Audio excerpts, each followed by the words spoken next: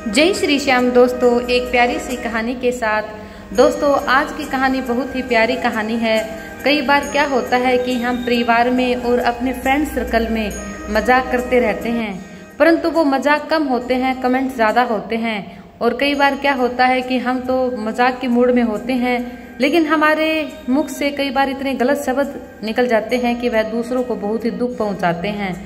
तो दोस्तों, यह बहुत ही गलत हो जाता है। एक बार एक गुरु शिष्य कहीं टहलते हुए जा रहे थे।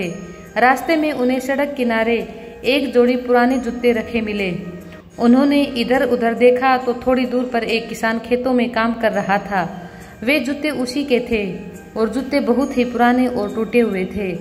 यह देखकर शिष्य को शरारत सूझी। उसने कहा, गुरुजी, क्यों न हम ये जूते कहीं छुपा दें, फिर जब किसान यहाँ आएगा तो बड़ा मजा आएगा।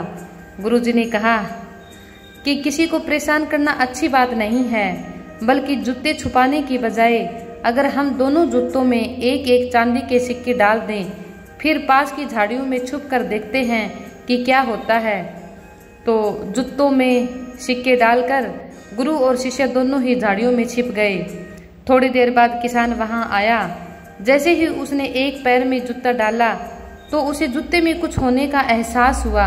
उसने देखा तो चांदी का एक सिक्का जूते में था। किसान ने आश्चर्य से इधर उधर देखा, लेकिन उसे कोई भी दिखाई नहीं दिया, क्योंकि गुरु और शिष्य तो झाड़ियों के पीछे छुप गए थे।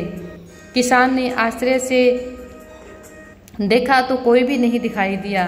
उसने सिक्का जेब में रख लिया। फिर उसने दूसरे जूते को पैर में डाला, उसमें भी एक सिक्का निकला। किसान भावुक हो उठा और उसकी आंखों में पानी बहने लगा और उसने दोनों हाथ ऊपर उठाकर ईश्वर से कहा कि हे भगवान, तू बहुत ही दयालु है। आज मेरे बीमार पत्नी की दवा और बच्चों के खाने का इंतजाम तूने एक साथ ही कर दिया। और यह कहते कहते किसान की आंखों में आंसू आने लगे और वह उन जूतों के अंदर डले हुए सिक्कों को के साथ ही जूतों को अपने सीने से लगाने लगा और कहने लगा, आज मेरा विश्वास हो गया कि तू सबका रखवाला है, सबका ख्याल रखता है। यह कहकर उस किसान ने अपने आंसू पोंछे और आंसू पोंछकर वह मुस्कुराता हुआ घर चला गया। यह नज़ारा देखकर गुरु ने अपने शिष्य से पूछा, अब बताओ बेटा, इसमें ज़्यादा आनंद आया या तुम्हारे जूते छिपाने में तुम्हें ज़्यादा आनंद आता? शिष्य अपने गुरु के पैरों में गिर गया और कहा, गुरुजी, आज आपने मुझे वास्तव में ही आनंद लेना सिखा दिया कि किसी को दुख देखकर हमें कभी आनंद नहीं मिलता। वास्तविक आनंद तो हमें दूसरों को सुख देने से ही मिलता है। वह मजाक नहीं होता जो दूसरों को दुख पहुंचाए। मजाक वास्तव में ही ऐसा होना चाहिए जो दूसरों को सुख और आनंद दे सके।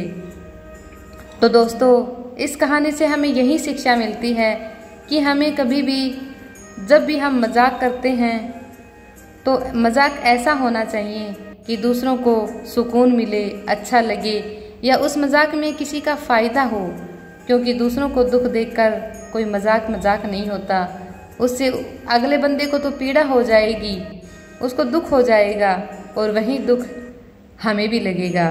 तो दोस्तों, कहानी पसंद आई हो तो लाइक, शेयर और सब्सक्राइब जरूर करें।